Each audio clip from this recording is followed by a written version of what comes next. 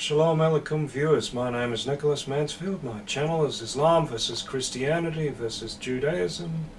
This is a series focusing on the life of Ab-raam, the great patriarch of the Hebrews, and an important figure in the Quran.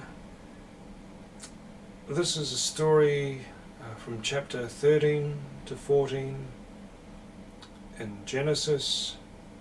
Largely from the Masoretic text. There's the odd verse because the odd word is dropped in the Masoretic text. There is sometimes an extra clue in the Dead Sea Scrolls or the Samaritan Pentateuch, and sometimes I've drawn in verses from those sources, but this is largely from the Masoretic text.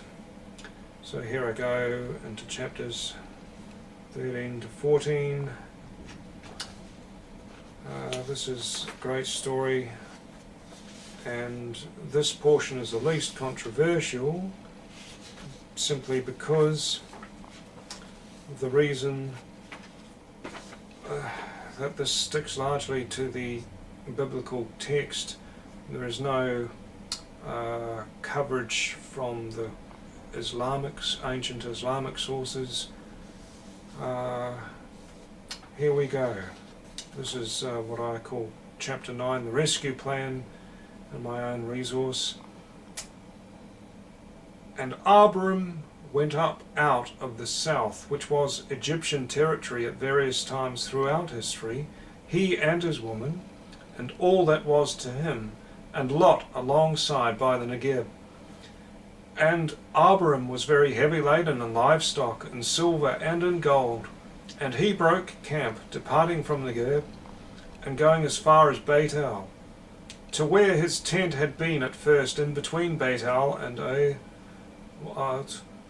the place of the altar which he had made there. Ab-raam called there, as at first, to the name Yehovah, and yet Lot, who walked with Ab-raam, happened to possess flocks and herds and tents, but was unable to hold them in the territory to abide as one, for their livestock had come to be abundant, and they had not the power to abide as one. And there came to be a dispute amongst a livestock herder of Ab-raam and between a livestock herder of Lot. And the Canaanite and the Perizzite inhabited the territory in that time. And Ab-raam said to Lot, I plead, let not a confrontation arise amidst us, and amongst your herder, and between my herder, for we are higher men, brothers. Is all the land not before thee? I plead, make a division from me. If left, then I will go right, and if the right, then I will go left. So Lot lifted up his gaze and perceived all around the panorama of Jordan, insomuch as it was entirely watered before Yehovah put her to ruin. Sodom and Gomorrah were as Yehovah's garden, as the land of Egypt, going into Zoar or Sarah. To him Lot chose all around the Jordan plain, and Lot set out eastward. So they divided themselves, a higher man on account of his brother. Ab-raam inhabited the territory of Canaan, and Lot inhabited cities thereabout, and moved his tent even to Sodom. Yet unto Yehovah Sodom's lesser man were a maddening and condemnable evil. And Yehovah said to Ab-raam, after the division of Lot from him, now raise your eyes, and look from the place where you are, northward and southward, and eastward and westward. Because all the land which you see I will ascribe to thee, and to your seed, for all time. And I will make your seed as the dust of the earth, so that if a higher man was empowered to reckon dust particles of the earth, even your seed be counted in like. Stand forth, walk in earth, walk in the land, the length and the breadth, for I will give it to thee.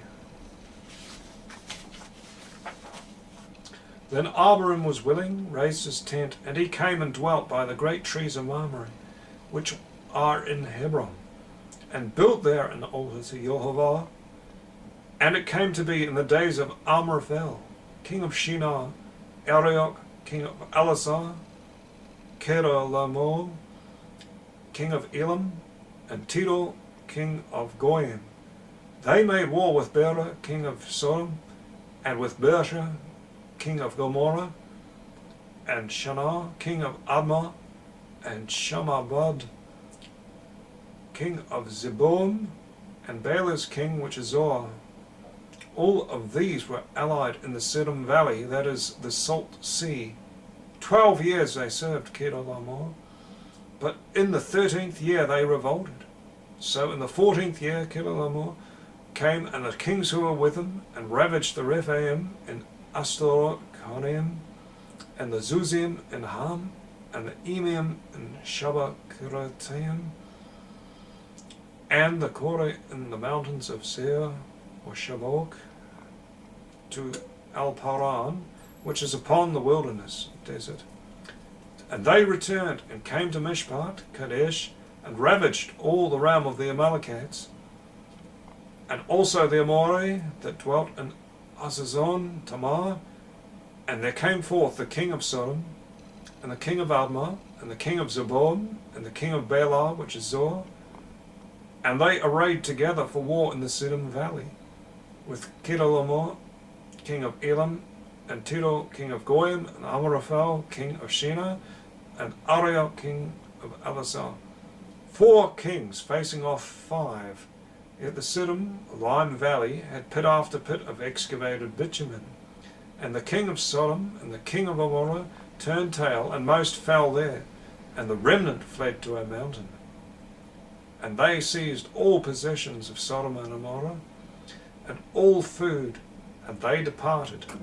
Moreover, they seized Lot, the son of Ab-raam's brother, and all his possessions. Then they departed, and he was staying in Sodom. Then there came the escapee, and he told Ab-raam the Hebrew, for he shacked up by the great trees of Mamre, the Amorei, brother of Eshcol, and brother of Anaram. And they lorded a covenant on Ab-raam.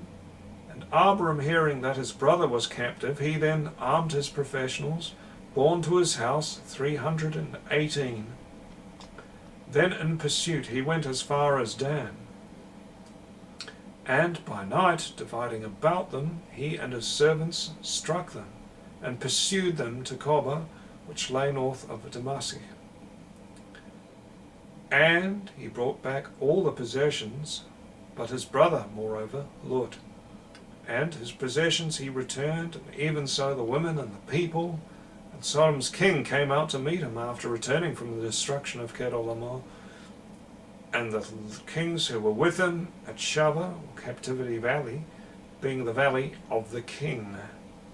And my king of righteousness, Melchizedek, king of Shalom, that is spiritual and physical peace, Melech Shalom, brought forth bread and wine, and he is priest to El, to God Most High, the supreme and ascendant God.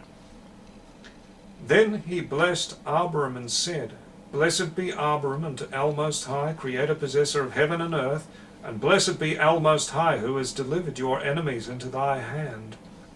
And he gave him 1/10 of all. Sodom's king said to Ab-raam, Please render the souls to me, and take the possessions for yourself. Ab-raam said to Sodom's king, I have saluted my hand to Yehovah, El Most High, creator, possessor of heaven and earth. Should it even be a thread to a sandal strap that I would receive anything which is thine, or else you may say, I made Ab-raam rich, sparing just that which the young men have consumed, and a portion of the lesser men who went with me, Anaram, Eshcol, and Mamre, they shall take their share. And this is where the portion ends in chapter 14. The next chapter will deal with the seed and the promise made to Ab-raam. In the name of God, I leave these things with you. They are important in the bigger picture that will come along later. and for now they may remain obscure, but some of these things are very important. Amen. God bless your studies.